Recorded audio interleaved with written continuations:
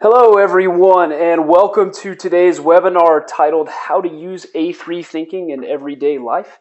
My name is Clint Corley. I'm an enterprise account executive at KaiNexus, and I will be your moderator. I am very excited about our topic today of A3 thinking. We deal with A3 thinking on a daily basis here at KaiNexus, and it's something most all of our customers use as well. So I'm looking forward to learning more. I am even more excited to introduce our presenter today, Jess Orr. I've known and have been working with Jess for several months now and know her to be very knowledgeable in all things lean and continuous improvement. Currently, she is a continuous improvement practitioner at WestRock. She's the founder of Yokoten Learning and has over 10 years of industry experience, including time spent at Toyota, where she received the Toyota Business Practices certification. That was due largely in part of her leading the charge to reduce defects in Camry supply parts. She has a bachelor's in mechanical engineering from Virginia Tech, go Hokies, loves A3, and on a personal note, claims she's a serial introvert, though I believe, as we'll see today, the jury is still out on that one. Without further ado, Jess, please take it away. Well, thank you, Clint. I'm very excited to be here today presenting this KaiNexus webinar with you. I'm passionate about continuous learning, and KaiNexus webinars have really helped me on that journey, so I'm kind of hoping to give back a little bit in that regard. The listeners, obviously, if you're here, you're also passionate about learning as well, so I commend you for that, and I hope to add value to you today by talking about a topic I'm very interested in, A3 thinking. And you're my customer, so if you've got any questions at all or seek any clarity, please enter your. We'll get to as many as we can, and always feel free to contact me. I'll give my contact information at the end of the webinar if there's anything I can help explain for you. All right, so A3s. Now, over the course of my career, I've been doing continuous improvement for about 10 years or so. I've used dozens of A3s, and generally I've had some really good results. So like Clint mentioned, the Camry defect from supplied parts, we were able to reduce that by over 75%, and it was a chronic issue that we'd been dealing with for years, and that really was through the power of A3 thinking. Recently, I used an A3 to help save over 200 jobs by engaging our workforce in continuous improvement. That's a story for another time. But to be honest with you, in full transparency, I learned the most about A3 thinking through a failure that I had. So this failure really showed me why discipline and following the process is so critical. A3s are not difficult or complicated. It's kind of like exercise. We all know that it's good, that we're supposed to do it, but 5 o'clock comes around on a winter morning and it sure is hard to get out of bed, right? So A3s are kind of like that. As humans, we don't naturally follow kind of a very disciplined problem-solving process, and A3s really do take a lot of discipline. But if I can really communicate one thing to you all today, it's that A3 is much more than a tool. So if you just check the boxes, that's not what A3 thinking is about. It's about this whole mindset around problem solving, and I'm going to unpack that for you a little bit. So A3s in and of themselves, they're not what's special, right? It's about how we use them. So through this failure that I had with this A3, I gained so much knowledge about what can go wrong in the process, some common pitfalls. And I mean, despite the fact that, I learned A3s from Toyota, where, Toyota Business Practices, which is basically A3 thinking where it originated, I still made some of these common mistakes. So I'm still improving, I'm still learning as a practitioner, but the good news is I'm going to use some of these mistakes. I've already reflected on them myself and learned from them, but I'm also going to share some of them with you in hopes that you can avoid some of the common pitfalls that I made. All right, so what are we going to learn today? We're going to talk about the what and why. So what is an A3? What are we talking about here? Why is it so powerful? We'll talk about A3 versus other problem-solving methods. So things like PDCA, Plan, Do, Check, Act, DMAIC. Where does A3 fit among all these other problem-solving methods? We're going to unpack A3s and break down the process by using an example of a real-life A3 that I used with a problem with my communication skills, and we'll talk about that. And the purpose of that is I want to show you how to build an A3 by building one with me, one that I actually used. And then for the conclusion, I want you to have some tangible actions that you can take away from this webinar, things that you can use in your everyday life to apply A3 thinking to. We'll talk about some resources. So in this webinar, if you're familiar with A3s, we're not going to dig into a lot of the nuance of A3s. There's been books written about that. We don't have enough time to do that, and I really want to make this a very simple kind of overview of A3s, and I think it's enough where you can apply it. But if you're interested in more information, we've got some great resources that you can look at as well. And then we'll roll into our announcements, and then we'll cover some of your questions. All right, so A3 thinking, what and why? So A3 thinking is a disciplined, proven problem-solving methodology. It's been around for decades. It's very well known in many industries, and frankly, it works. It's got a pretty good hit rate. So the A3 itself refers to the size of the sheet of paper that's used. So this sheet of paper is used as a tool for both collaboration with the team and also communication. So anyone at any point in time can see where you're at in the problem-solving process. Now, I get people ask me sometimes, they're like, my printer doesn't print out legal size paper very well. What do I do? I say, print it out on an 8.5 by 11. It doesn't matter. Okay, so the size of the piece of paper doesn't matter. What matters is that you're following the A3 method and process. And it is derived from something called the Toyota Business Practices, or TBP. That's where I learned it. And I was an engineer in quality engineering at Toyota, and all of the engineers in that department had to be certified on TBP. So you'd actually have to go before a panel of managers, and you'd have to present your A3, and they would critique, tell you need to go back and work on this, and then come back to us, do another panel. So it's this iterative process, very robust, where I learned A3s. So the benefits, again, I mentioned, we as humans, we tend to jump to conclusions, or at least I know that I do. A3 thinking really forces you to slow down and to follow this disciplined problem-solving methodology. That's really one of the biggest benefits. It's very adaptable to many applications in many industries. So although I learned A3s in automotive, I apply them now in the paper and packaging industry that I work in. I know that they're used in software and IT and healthcare. And as we'll see, I think there's definitely opportunity to use them in our personal lives as well. So another benefit is that it encourages collaboration and teamwork. So there's no such thing as a Lone Ranger A3. You don't make A3s at your desk. You don't make them by yourself. You form a team. That's one of the first things that you do when you're building an A3. And that's really a critical part of why my A3s have been so successful, except for that one that I failed at, but we'll talk about that. All right, and finally, the biggest impact, the biggest benefit of A3s is that they work. When they're done correctly, when you follow the process with integrity and with discipline, you're very likely to land on effective and sustainable countermeasures. So that is another extreme benefit of A3s. All right, so A3 versus other problem-solving methods. So you may not know it, but actually I would wager that everyone who's listening to this webinar has seen the A3 process before. And why do I say that? Well, if you remember from grade school where we talked about the scientific method, so just to refresh, because if you're like me, you probably don't remember everything you learned in grade school. But the scientific method, right, we start with a question.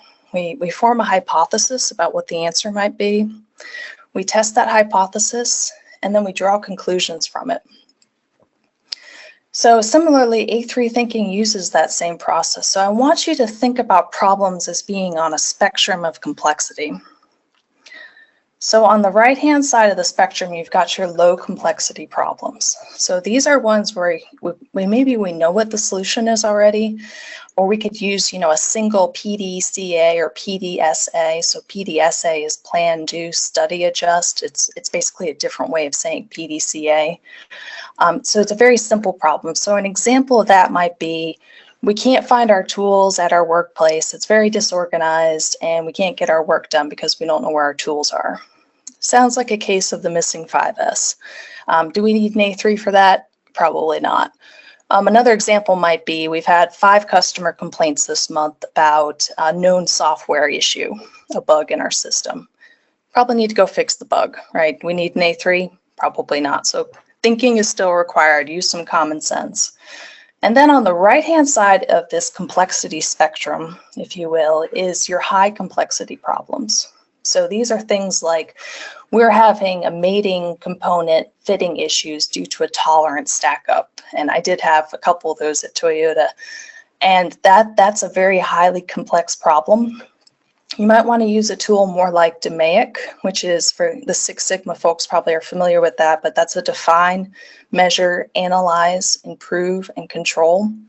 So again, it's built from the scientific method, but it's a bit more of an advanced tool. Another example where you might want to use a more advanced tool would be like optimizing your hospital staff scheduling based on your historical patient needs. Okay, so things that's going to require a lot more documentation than just a single sheet of paper. It's not that you can't use A3s on these types of problems. I have, but there might be a tool that might be a bit of a better approach than A3, but certainly the thinking method still applies. So I would wager to say that most problems fall in the middle of the spectrum. So you've got these medium complexity problems. So an example of a problem like this might be we want to reduce the amount of rework in an assembly process, or we want to increase the accuracy of certain types of pricing estimates.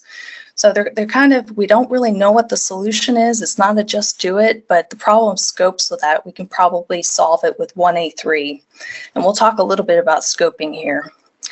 But the key point here is there's kind of this classic, lean versus Six Sigma, that whole debate. The approaches really are complementary. And what's most important is that you follow a disciplined, structured process.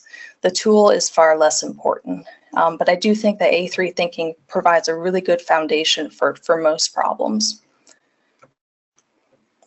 All right, so when is A3 problem solving appropriate? When do we know that we need to pull out an A3? So some companies will say every problem that you have requires an A3. And I disagree with that. It's not a blanket solution. So again, thinking is still required. So, make sure that this makes sense. If we can't solve it with just do it, or a simple Kaizen approach, or a short cycle PDCA, it might be time for an A3. What's really important is that the solution is not already known. And if you think you know what the solution is, I would encourage you to check your premise that you actually know what that solution is. But if we know, like for the case of the missing 5S, we have a pretty good idea of what we need to do. You probably don't need an A3. So this is important. You need to have leadership support and a sense of urgency around the problem. So your problem needs to be linked to, so for example, your strategic goals from maybe you do Hoshin Conry, and this kind of cascades down for that. There's got to be a lot of priority around this is the problem that we need to solve right now. What we don't want to have happen is to start an A3 and it kind of lags on and we never actually finish it because there's not a sense of urgency around that problem. Again, we talked about the problem's not too complex or we need a more advanced tool. And I like this quote from Einstein. He said that the problem should be as simple as possible, but no simpler. So we want to scope the problem appropriately. If we try to say something like we want to reduce the defects in our facility by 75% within a month, it's probably not scoped appropriately. It's probably a little bit beyond what you're going to be able to accomplish with a single A3. But maybe we could do something like reducing it by 25% in 3 months, right? So it's scoped a little bit more appropriately. So I applied a little scientific think method here, and I said my hypothesis is if these A3s work so well in my work environment, why don't I apply them to a problem that I'm having in my everyday life, right? If the process works, it should work in everyday life. So we'll see how well that worked out. All right, so what does an actual completed A3 kind of look like? So key point here is that the template that you use is not as important as the process. And especially what I want to encourage you is don't go ahead and solve the problem and then go fill out the template. Okay, that's not the appropriate use of the A3. So the template is a tool that's really guiding you through the process. And you can modify the template as you need to fit the problem that you're trying to solve, as long as you follow the general problem solving steps. So having said that, here's an example of a template. So you can see here, this is a visual storyboard. You go steps 1 through 7. And for some of you may have heard of the 8-step problem solving method. You might be saying right now, hey, Jess, what's going on here? There's only 7 steps. What I've done, I found it works for me, is I condensed step 2 and 3, applied a little 5S, removed the waste there. But I actually moved the identifying the current and target conditions. Those are normally separated, and I actually just condensed those together and did them at the same time. Works for me. If it doesn't work for you, go ahead and break those out. All right, so a high-level A3 process, and we're going to unpack each one of these steps one by one. So the first thing that we're going to do is we're going to define the problem. All right, we're going to identify our current state condition and our target condition. What is our goal? What are we trying to achieve? And then we're going to analyze for our root causes. Now, I will tell you, steps 1, 2, and 3 are the most critical ones. You will probably spend 60 to 75% of your time when you're doing the A3, if you're doing it correctly, on these first 3 steps. You kind of have to go slow to go fast.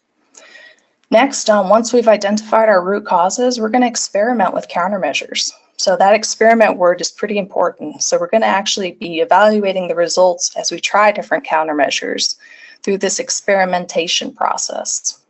All right, we're going to evaluate our results. So we're going to compare that to our initial condition and our target condition.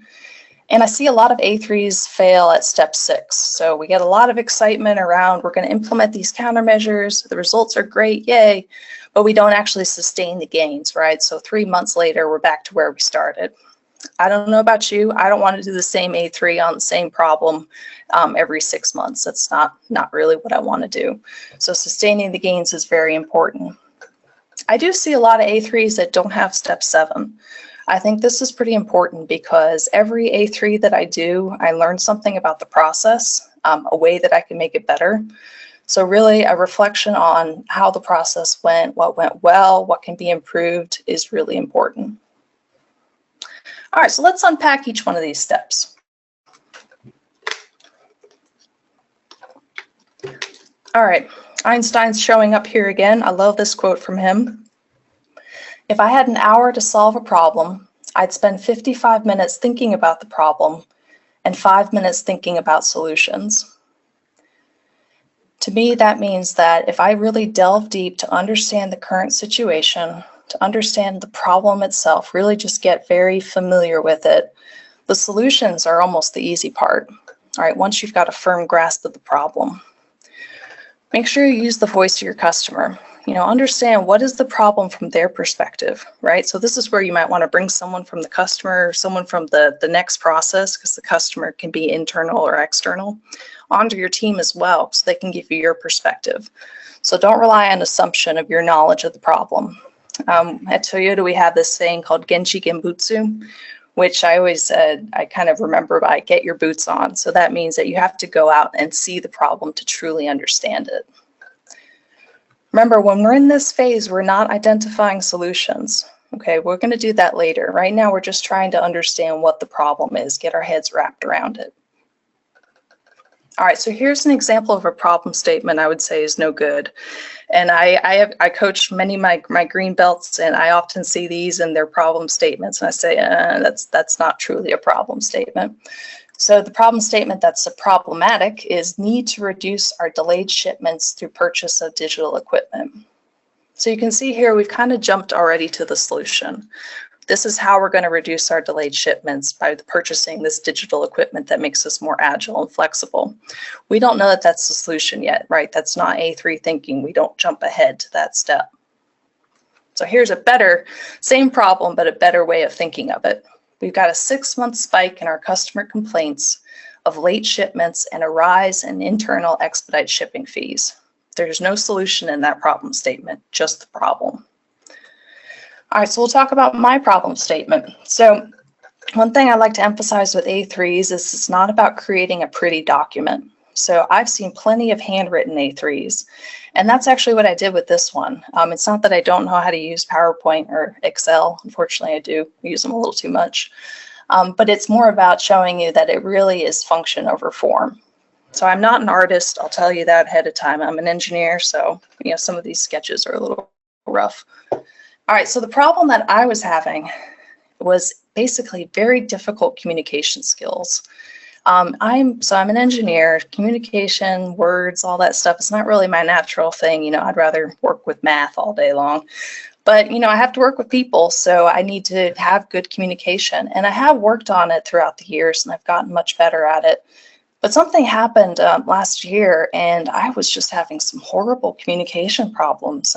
It got so bad that at one point, 3 people walked away from conversations with me thinking that I was thinking about leaving my job. And for those of you that know me, like, I love my job, I love my company. I would never mean that, but I was communicating so poorly that that was what they were assuming I meant. So clearly this is a big problem in my life. I was like, all right, I'm going to pull out an A3, see what I can do about this.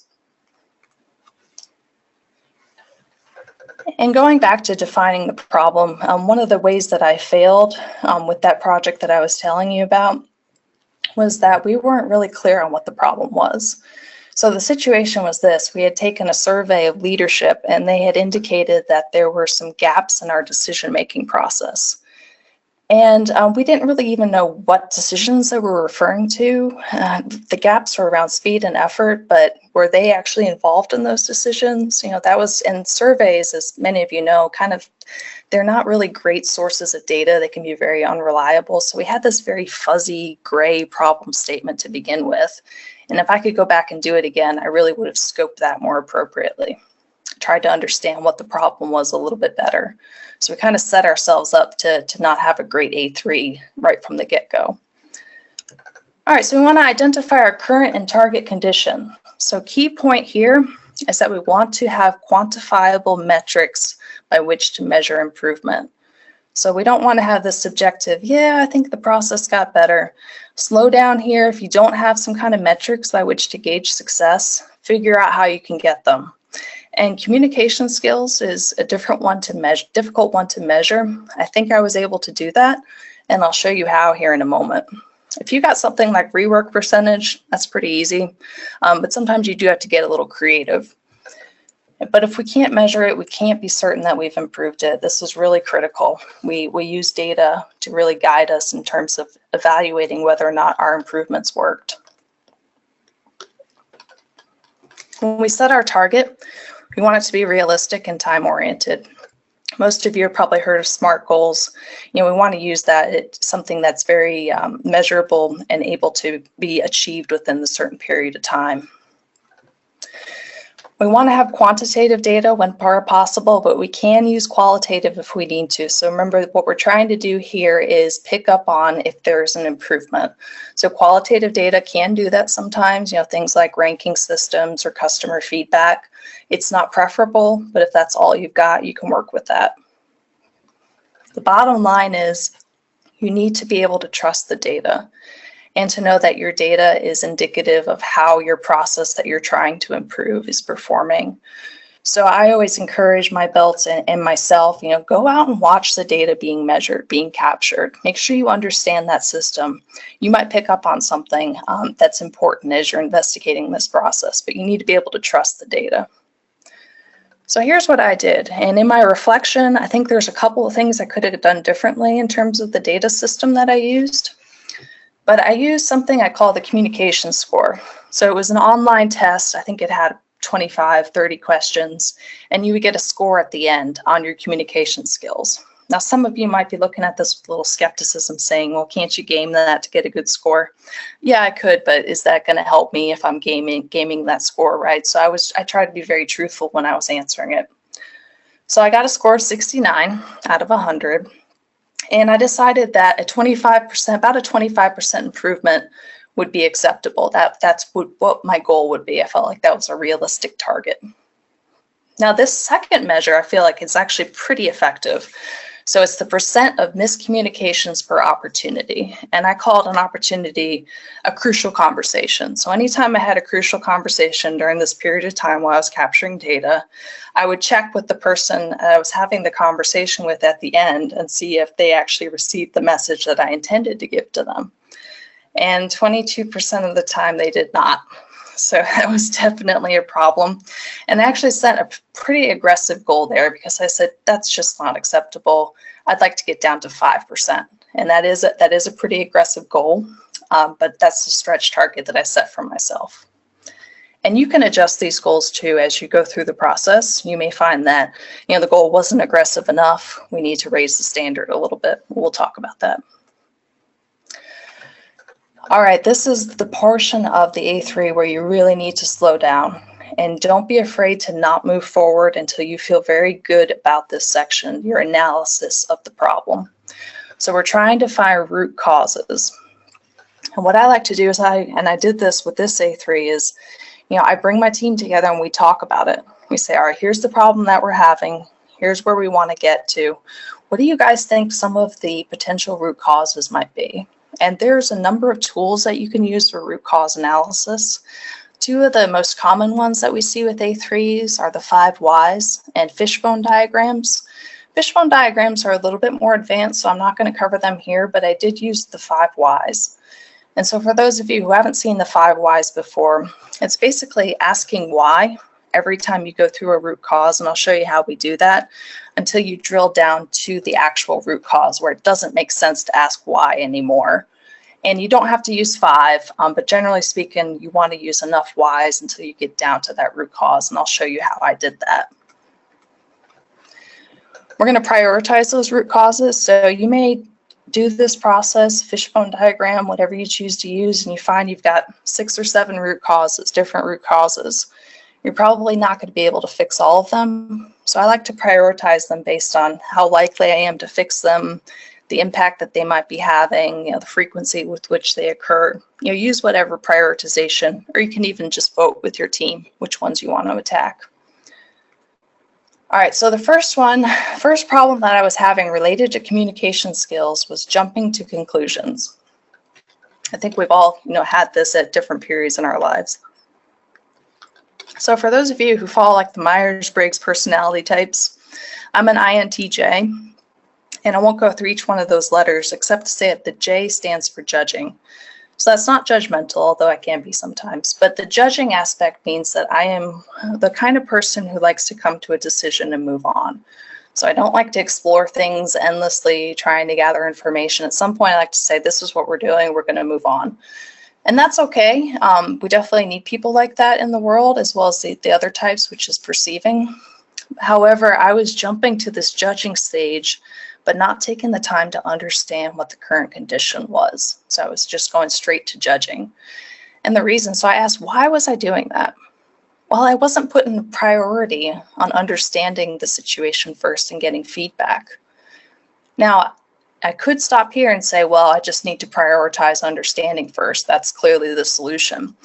No, that's not. We've got to back up a little bit and ask why again. So the reason I was doing that is because new information is very difficult for me because it requires me to adjust that mental model that I've got. I've got these very elaborate mental models, and sometimes they're accurate, based on the information I have. But if I don't have all the information, I've got to rebuild that, and that's very difficult. So I won't go through this next one. I'll let you read it. But I will go through this final one, just to show you again how we go through the 5 whys process. So I have especially poor communication when I'm stressed. Well, why is that? Well, my fight or flight thinking overrules my rational thinking, right? Saber-toothed tiger is chasing me, fight or flight, except a saber-toothed tiger is not chasing me. So I need to engage my rational thinking. So why am I not doing that? Well, I'm not always aware when I'm stressed, and then I'm not using my cognitive brain. And well, why is that? Well, I assume that my analysis is okay, because normally it is. When I'm not stressed, thinking is one of my strengths, logical thinking. So I assumed that it was probably okay, and it wasn't. So I really need to understand when I'm stressed and to counteract that, and to engage my rational brain again. All right, so we've got our root causes. At this point, because I spent so much time on trying to understand these root causes and digging down, the solutions kind of started to reveal themselves throughout this process. So we're going to experiment with countermeasures. We're going to brainstorm, prioritize with our team. So I talked with my team, what are some things you think I can do to kind of counteract this? Be careful that not to change too much at once, right? We don't want to confound these factors. We're not really sure what changed and what had an impact on the result. So be careful changing, 1 or 2 things at a time. Evaluate the initial results and adjust as needed. So as you go through this process, you're going to find things that don't work. That's okay. Regroup, decide how you're going to tackle it next. So these are the countermeasures that I identified. And I kind of used a circle, triangle, X technique to rate whether or not they worked. And I relied heavily on feedback from others, right? And that's really important in this process. But a couple things that stuck out to me here was using the Socratic method to understand the current situation. So for those of you not familiar with the Socratic method, it's really a way of using questions to guide the conversation, where you're having this like mutual exploration with the person that you're having the conversation with. And what that did was it helped me to update my mental model in real time with that person while I was exploring the current situation.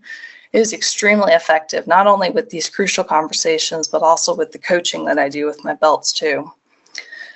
And then finally, another countermeasure that worked very well. And again, you can see some in here that didn't work as well. They had some limited impact. But when I was stressed, to create a space between the stimulus and the response.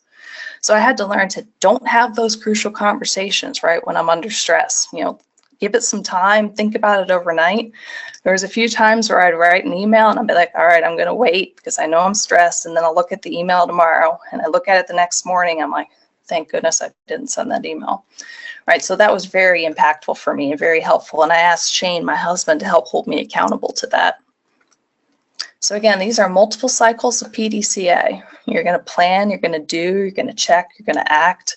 You can do this over and over again until you find solutions that work. And if you've done a deep understanding of the problem, this phase should be relatively easy. All right, we're going to evaluate the impact on the results. So using the same measurement system that you did to identify your current state and your target, you're going to measure the results and see how you're doing. You're going to use the outcome of those results to determine your next steps. If you're not having an impact on those metrics, obviously you need to go back and try something different. All right, so here's the results that I had from these countermeasures I applied. I saw a 19% improvement in the communication score. And even though I didn't reach my target, I still felt pretty good about that. So I had almost a 20% gain. I wouldn't call this a failure by any means, but it does tell me I still have some opportunity for some more PDCA cycles to get to that target. And the percent miscommunications per opportunity, I saw a drop from 22% down to 7%. So I'm pretty happy about that too. But again, I still have work to do, but overall, I'm going to call that a win. All right, sustaining the gains. So this is very important. So we want to continue to monitor that data on a regular frequency, those results. We're looking for changes. We're looking for triggers. When do we need to reevaluate our countermeasures? How are we going to make sure that we keep the countermeasures that worked in place? So for those of you who are aware of statistical process control, SPC, control charts are a great way here to look and see where those trigger points need to be. So here for my control plan, I've got things like I do a weekly check-in to get that feedback on a regular basis. That communication test, I take one once a month to see how I'm doing. If I get a score less than 80 points, that's triggering me that I need to look at my countermeasures again. Am I using discipline in the Socratic method, things like that. And if I had to redo this over, as far as creating space between the stimulus and the response, I think that not having any stress-based reaction is probably not reasonable. I might say not having any crucial conversations when I'm stressed might be a better one. So key point here, your A3 is a living document. As I've gone through this and preparing for this webinar, I've actually seen some things where I'm like, I'm going to change that. I might do that a little bit differently. That's pretty normal. All right, so we reflect on the process. So at Toyota, we call this Hansei. So after every A3, we would always reflect, what went well, what didn't.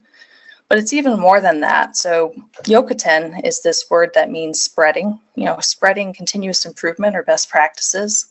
So if we made an improvement on Camry, this actually happened with the defect that I spoke about earlier. One of the first questions I knew I was going to get every time would be, have you looked at doing that on Avalon? So we want to look at where we can replicate. And in this situation, maybe someone else I know is struggling with communication.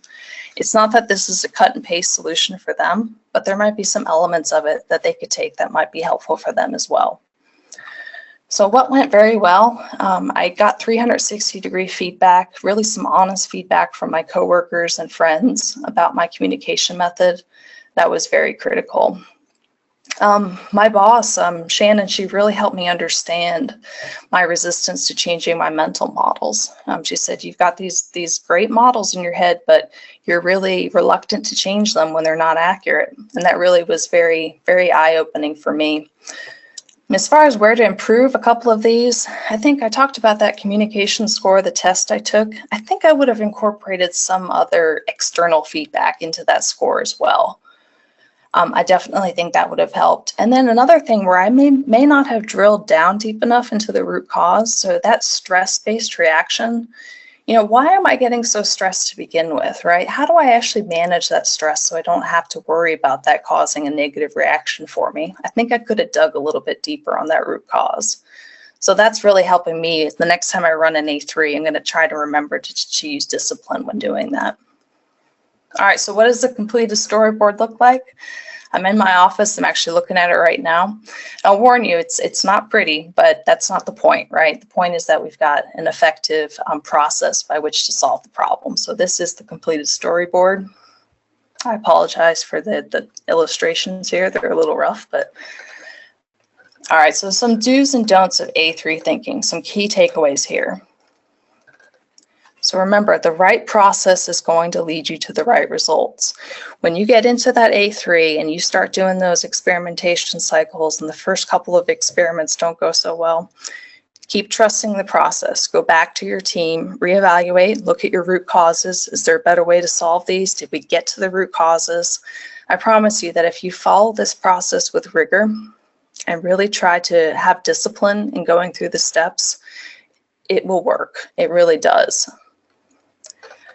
Always seek a deep understanding of the problem. That is really critical. If you've got to go slow to really understand this part before you speed up into the countermeasures, it's going to benefit you. So take time to really understand the problem that you're trying to solve. It's really important, and this is hard for me because I like to jump to conclusions, as we've learned, but you've got to be a detective and you've got to try to investigate as you're going through this. Let the data drive your decisions, explore a little bit, try to understand, what's working and what's not working. And again, we talked about this, but sustain the gains. This is very important. Don't think that A3 is just one size fits all and that you can just go ahead and apply it to every problem. Sometimes it's appropriate and sometimes it's not. Thinking is still required. And also don't focus just on the tool. This is not a check the box, go through the steps, follow the motions, and you're going to get the results that you want. Think about the method or the thought process behind this. That's what's most important, less so the template or the tool. I've really had to work at this because I tend to prefer to work alone, but you've really got to harness the power of the team. You've got blind spots, we all do, you've got bias, and really working with the team is going to help you uncover some things that you wouldn't before. So I certainly learned from that, and I've got many people to thank for their help with this communication problem that I was having. Don't jump to your root cause or solution. I see this happen all the time where people jump to, this is how we're going to fix this problem. Make sure you go through the process before you get to that. Don't skip any of the steps. You can kind of modify them a little bit as needed, but you need to maintain discipline as you're going through this process. So how you can apply A3 thinking in your life, so some takeaways for you. So first thing you can do is think about a chronic issue that you're having in your life. So it might be something like weight management, or you could use a strategic A3 for something like where you want your career to go, which I've done. Or one of the problems that I've been having lately is I like to play video games. I'm a big Halo gamer, and I keep getting my butt kicked by these 12-year-olds, man, and I don't know what to do about it. So I may have to pull out an A3, and I'm kind of only half joking about that because it's getting really frustrating. So we'll see. Stay tuned for the next webinar on how to improve your Halo skills. But take some time to deeply understand your problem. right? So make sure you're talking to other people, go to the Gemba, the place where the problem is happening, take time to sit with it and really deeply understand it. Collaborate with your team, brainstorm root causes and prioritize. Identify potential countermeasures. Again, do this with your team. What are some things that have worked in your life when you're doing this? Or, what are some things other people have tried? Use these multiple PDCA cycles to experiment, evaluate, and repeat. And remember to sustain the gains. And if there's one thing I want you to take away, is that it's okay to fail with A3s. I certainly learned a lot through my failure. Don't be afraid to try it. It doesn't have to be perfect your first time. It won't be perfect your first time. I'm probably on my 25th A3, and they're not perfect. Every time I learn something. They say fall 7 times, get up 8.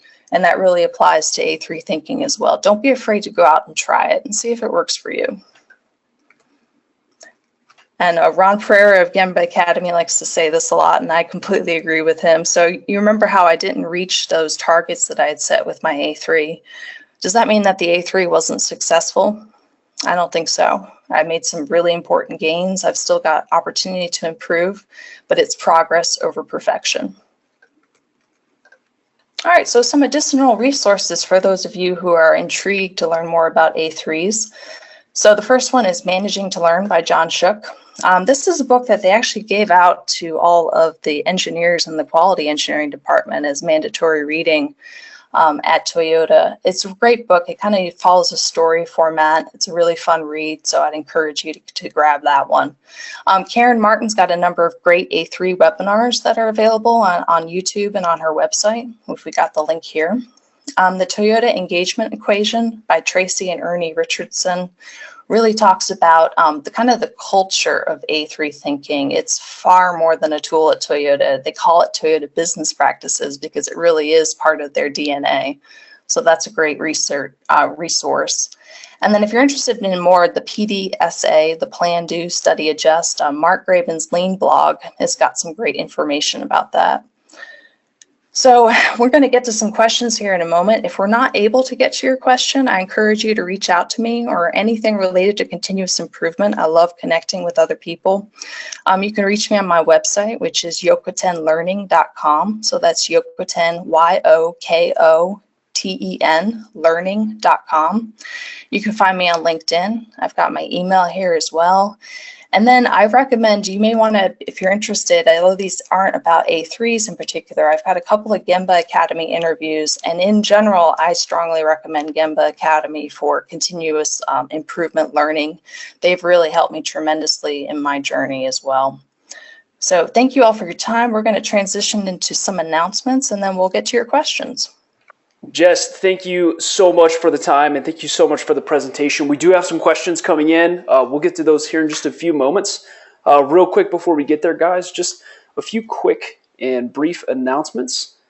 Our next Ask Us Anything webinar is going to be hosted by Mark Graben and Dr. Greg Jacobson, going to be on February the 13th at 1 p.m. Eastern. You can register and submit questions via the link provided here, kainexus.com/webinars, and of course, past episodes are available on YouTube. Our next presentation webinar is going to be on February 19th at a time to be determined still. It is titled, How a Lean Adoption Strategy for Public Schools Applies to Everyone. It's going to be presented by Harry Kenworthy, the author of Lean Government Now. This will actually be the second webinar that he has presented on Lean Government with us.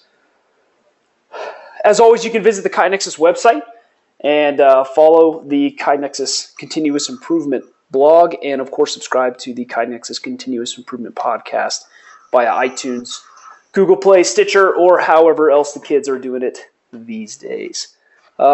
Jess, have some questions. Are you ready? I'm ready. Let's do this. All right, great. So first question that came in was, how much education does one need to provide the team prior to completing an A3? So I guess, what level of knowledge do teammates and team members need to have? What level of knowledge does the leader of the A3 need to have? Are they different? Just kind of expand on that. Yeah, that's a great question. So what I would recommend not doing is showing them the A3 template right away. That tends to kind of overwhelm people, and they're like, oh gosh, I have these 7 or 8 steps I got to go through. I don't really understand each one. What I found more successful is guiding them through the process step by step. So kind of giving them a whole high level overview of, we're going to go through this problem solving process together, but I'm going to guide you step by step, kind of like we did in this webinar, where I didn't show it to you all at once necessarily, the completed A3, but we kind of went through it and built it step by step. So I would recommend that. You don't want to intimidate them with the tool, but really focus on each process within each one of those steps. Awesome, great. Question number 2. Hey Jess, in the healthcare business, a little bit more specific here, but hey Jess, in the healthcare business, agencies like the FDA require a more detailed analysis, rationale, impact analysis, et cetera, et cetera. And in some cases, complaints actually will go to a system called TrackWise. Do you know if these agencies are accepting A3s to deal with customer complaints in that area? I know that's a little out of your wheelhouse maybe, but any light you can shed on that? So it is outside my wheelhouse, but I will say this. So in A3, the purpose of the A3 is not to provide a document showing, here's all the steps that we did. That's certainly part of it, but the purpose of it is to guide your thinking throughout the process. So you need to get them whatever format they need, in terms of what they need to show that you're problem solving, your root cause analysis, and your fix for the situation. You can use the A3 to guide you internally as you're going through that process. And then when you're done, I would externally get them whatever format they need. And I've done this before too. So the A3 is really a tool for me to make sure I'm going through the proper thinking process. But remember, we talked about how all of this kind of boils down to the scientific method. Mm-hmm. And I would guess that what they're looking for are things that conform to the scientific method as well. They want to know, did you look at the problem? Did you understand, what your root cause was? What happens? What countermeasures? How do you know you got to the true root cause and not a symptom? What countermeasures did you put in place? How do we know that you're not going to have, a defect or non-compliance again? So you can pull all that out of the A3 after you complete the A3 and put that into the format that they're looking at. And I've done that before without knowing their specific format. I'm assuming you can do that as well, but that's what I would recommend. Great. Kind of ties into our next question of countermeasures here, a little bit more tactical in nature. But what do you do if you need additional actions, or maybe you get towards the end of an A3 and there's some additional PDCA cycles that you need? There's no more space on your A3. What do you do at that point in time? Where do you go from there? That's a good question. So, and it could be time-based as well too. So we've gotten to the end of, the 3 months and we've made some great improvements, but we know we've got more to do. Like in my case, for example, my A3 is pretty full. I don't think I can get much more on there. Go ahead and do a child A3. So, I made a 25% gain on my communication skills. I think I can get another 10% out of it. Go ahead and start another A3, go through and define your problem. Okay, so this time when I'm going through it, the root causes that I found last time, maybe I've addressed some of them, or maybe I need to focus on one more than the others than I did. But I would encourage you to actually take a step back. Your process may have changed since you implemented the first A3 and the countermeasures. So go ahead and do a spin-off A3, right? Go through this process again and incorporate some of these ideas that you have for your PDCA cycle. I would recommend doing that as opposed to just layering more PDCA on top of it, because again, your process may have changed and you may not pick up on that.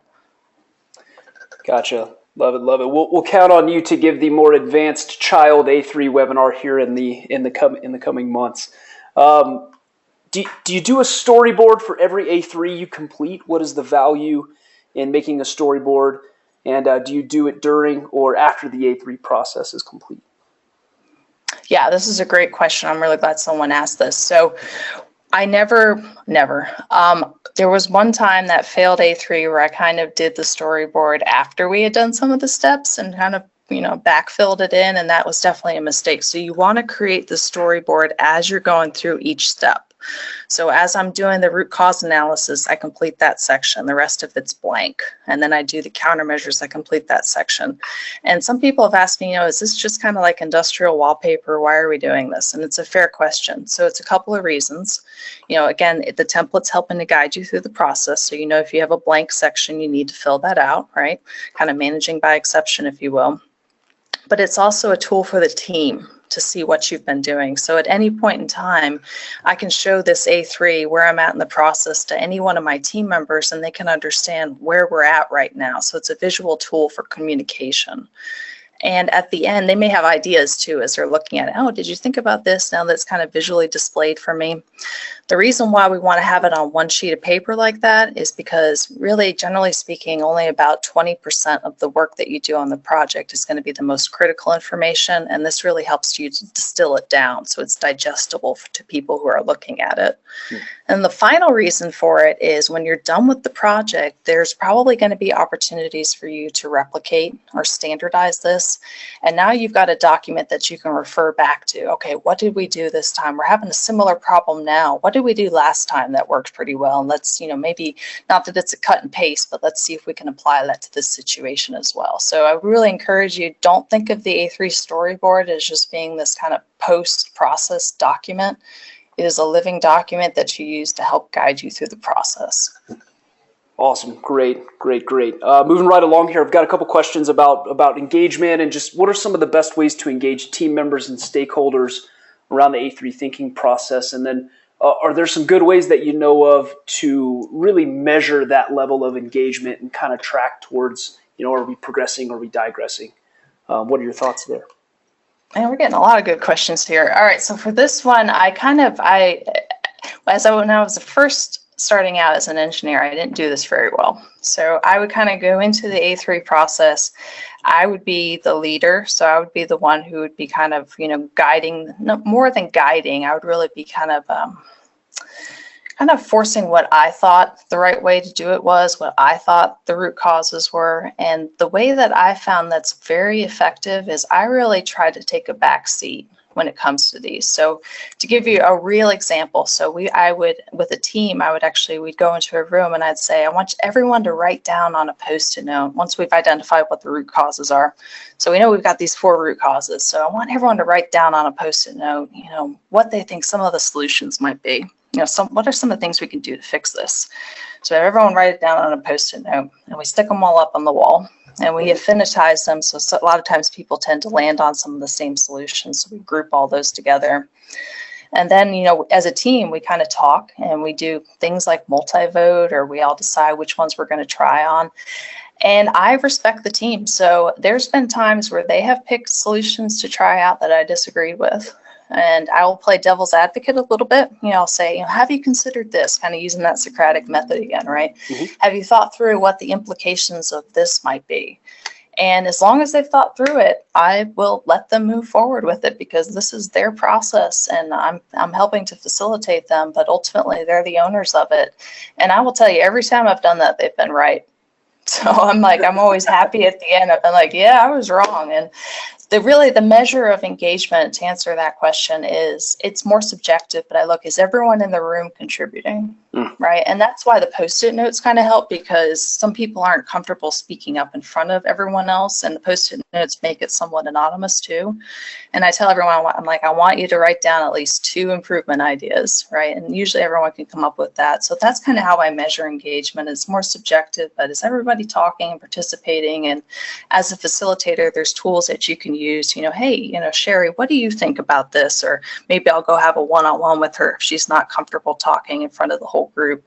So there's kind of ways to do that. But yeah, definitely a team-based approach has worked very well for me. It's not just like teamwork makes the dream work kind of stuff. It's more, we get to better solutions that way. I completely believe that. Love that. We do have a ton more questions. We're going to try to get to all of them. Just guys, if we don't get to your question, don't worry. We'll either do a follow-up podcast or we'll make sure that we get all the questions answered and sent out to everyone. Jess, this next question is I love this next question. Do you always use paper and pencil A3s, or do you use any electronic version? If so, what format, and what is your experience with that format?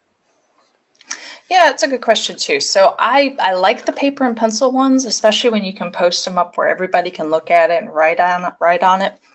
A lot of times I work with teams that are not always located together, or we can't always go to the same wall and look at the A3.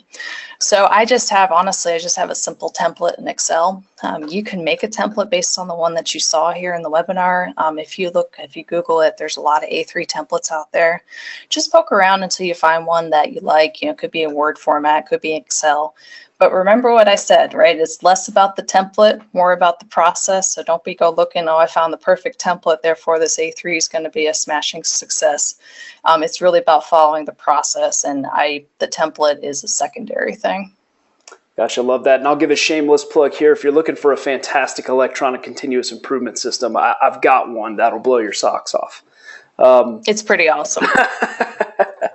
Next question here. When do you know when to stop on 5 whys, and how do you know you're asking the right why? That's a good question. So you know when to stop. It's usually pretty evident with the 5 whys on where to stop. It becomes almost absurd to continue along that path. So to give you an example, I said something to the effect of, it's very difficult for me to have to update my mental models. If I say, well, why is it difficult for me? I don't know. I was born that way. You can ask God why he made me like this. I'm not sure. It didn't kind of make sense to keep going down that path. So that's usually when I know to stop. But I will say that I usually will, that's where the power of the team comes in, because I've had one of my coworkers, another black belt, she's actually prompted me to keep digging a little bit deeper, and she was right. I was quick to want to stop at that. And there was a second half to that question. I don't remember what it was, Clint. Yeah, the second half was, how do you know when to stop asking 5 whys, and then how do you know you're asking the right whys? Like, how do you know your whys are headed in the right direction and getting you closer to that end state? So one thing I like to look at is you can kind of go backwards with the 5 whys just to do a double check to make sure that it's kind of logically flowing. So you'd start at the bottom of your root cause. You say, I'm having difficulty with updating my mental models. Therefore, I'm not asking for feedback, therefore, and then you keep going through that. So you actually go up the chain and make sure that makes sense, as well as going when you go down the chain when you're doing the 5 whys. So that's kind of my sanity check to say, am I following this process correctly? I hope that answers the question. If it doesn't, feel free to kind of elaborate a little bit or reach out to me, and we'll work through that together. Great. So I think this next question's a good one to end on. It's going to be a 2-part question here. How do we make sure that the future state goal is a SMART goal? Simple, measurable, attainable, realistic, time-driven. How do we make sure that the future state is smart? And what are some of the things we can do to avoid setting lofty goals or setting goals that are too low? Yeah, this one is hard, especially for engineers like me, and I'm guessing that the questioner may have some kind of technical background because it's a little bit touchy-feely. What I like to do is I like to ask the team. So I say, what do you think is a reasonable goal that we can achieve in 3 months? And then I'll usually add 5% on top of that because I like to challenge them a little bit. But that's usually what I do. Or I might look historically. I say, all right, the last time I ran this A3, I'm doing a child A3, say. The last time I did this, I got a 25% gain. I think I can get another 25% gain by going through this process again. So you want to make it realistic. Again, it can be difficult. I like to go to whoever's kind of sponsoring the project or to the leadership, and we'll say, what does success look like to you? And they'll usually tell me, they'll be like, well, I want a 50% reduction in defects. And I'll be like, well, how about 40%, right? And we'll go through this little negotiation process. That's really how I typically try to set the goal. So it's customer driven. What does the customer want? If we're having something like safety issues, the goal is going to be 0 safety incidents. Like I can't accept any other goal, honestly, than that. Are we going to get there? I hope so. If not, we'll at least be closer to that goal. Great. Guys, I think that was a great question to end on. We are rounding out the top of the hour here, so we do need to sign off. There are questions here that are unanswered, guys. Again, we will make sure that all these get answered and get out to all the attendees in one way or another. Jess, thank you so much again for presenting today. I absolutely loved it. To all of our attendees, thank you guys for making this our largest webinar to date. that is incredibly exciting to be a part of. And then to everyone, keep on improving and enjoy the rest of your week. Thank you, Clint. Enjoyed it. Thank you, everyone.